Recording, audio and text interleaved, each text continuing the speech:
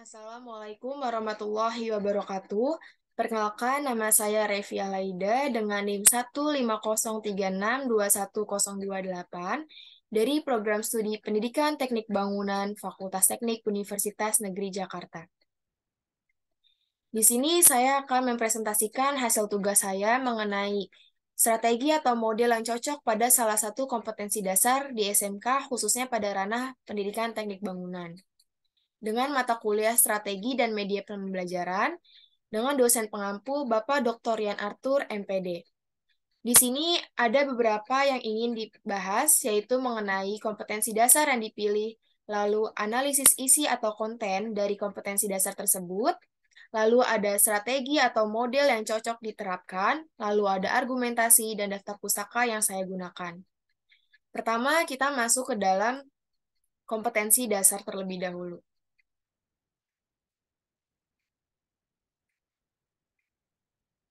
Dalam hal ini, kompetensi dasar yang saya gunakan dari SMK Bangunan yaitu mata pelajaran aplikasi perangkat lunak dan perancangan interior gedung, dengan kompetensi dasar membuat gambar konstruksi dengan perangkat lunak. Selanjutnya masuk ke dalam analisis isi atau konten.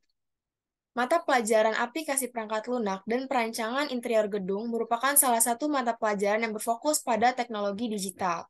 Mata pelajaran ini menggunakan software atau perangkat lunak seperti AutoCAD, SketchUp, ArchiCAD, dan lain sebagainya.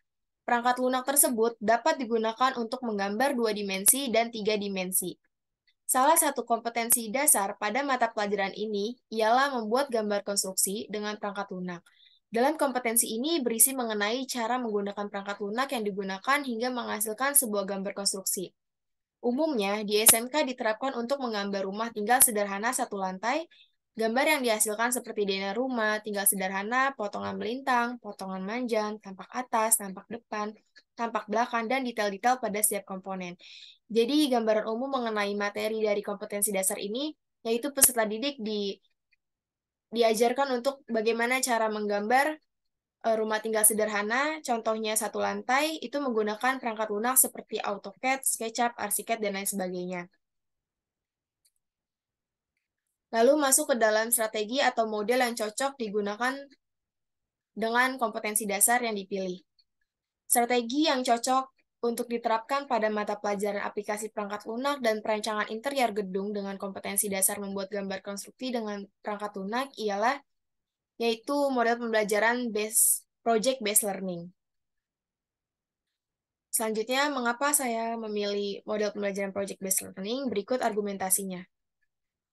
Strategi atau model pembelajaran yang cocok untuk diterapkan pada mata pelajaran aplikasi perangkat lunak dan perancangan interior gedung dengan kompetensi dasar aplikasi perangkat lunak dan perancangan interior gedung ialah model pembelajaran project based learning.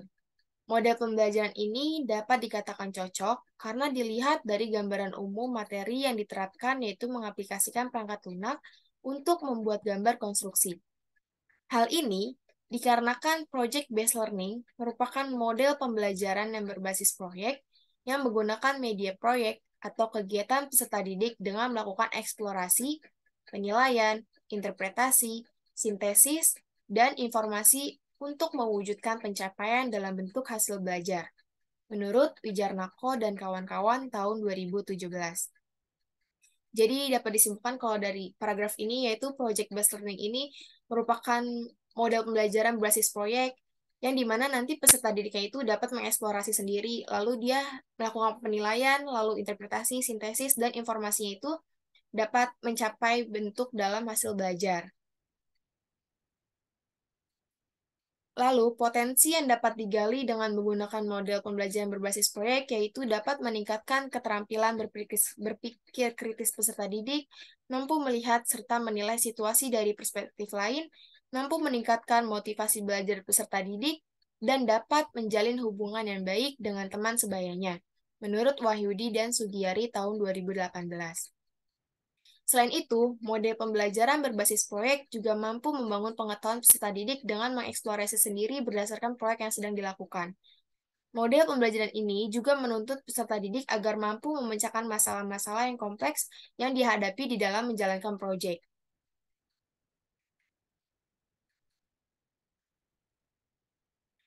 Dalam hal ini, dilihat dari kompetensi dasar yang diterapkan dan isi atau materi yang berada dalam kompetensi dasar ini mengenai penggambaran bangunan konstruksi menggunakan perangkat lunak, maka materi tersebut tentunya memiliki hasil atau tujuan, nantinya peserta didik itu dapat menghasilkan sebuah gambar bangunan konstruksi dengan menggunakan perangkat lunak. Jadi, jika dikaitkan, maka model pembelajaran diterapkan harus berorientasi kepada tujuan pelajaran tersebut.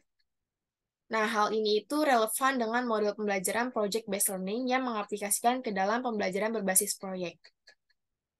Alasan lain model pembelajaran ini cocok diterapkan karena di dalam proses pembelajaran dengan kompetensi dasar tersebut, peserta didik dapat mengeksplorasi sendiri mengenai tugasnya.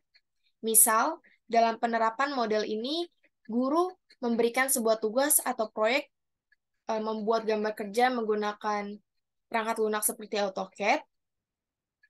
Lalu, jika peserta didik tersebut tidak paham, maka peserta didik pastinya akan menanya kepada guru. Hal tersebut akan menjadikan peserta didik menjadi lebih aktif lagi. Selain itu, juga peserta didik mampu mengeksplorasi menggunakan perangkat lunak tersebut, misalnya menggunakan melihat media dari YouTube, cara-cara menggunakan komennya agar bisa membuat gambarnya menggunakan perangkat lunak tersebut.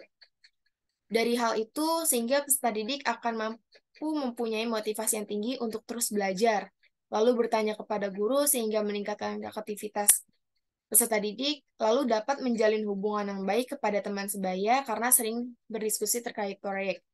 Hubungan baik ini juga dapat ditimbulkan jika peserta didik tersebut tidak bisa bertanya kepada guru, lalu bisa bertanya kepada temannya. Selain itu juga dapat meningkatkan tingkat berpikir kritis siswa atau peserta didik.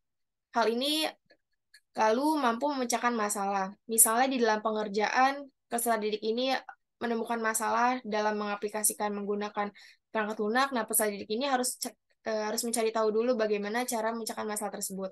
Nah, dari situ peserta didik jadi dapat melatih dirinya untuk terus bisa memecahkan masalah yang ada.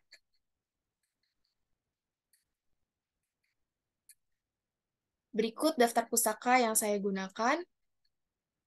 Mungkin itu saja yang bisa saya jelaskan. Kurang lebihnya mohon maaf.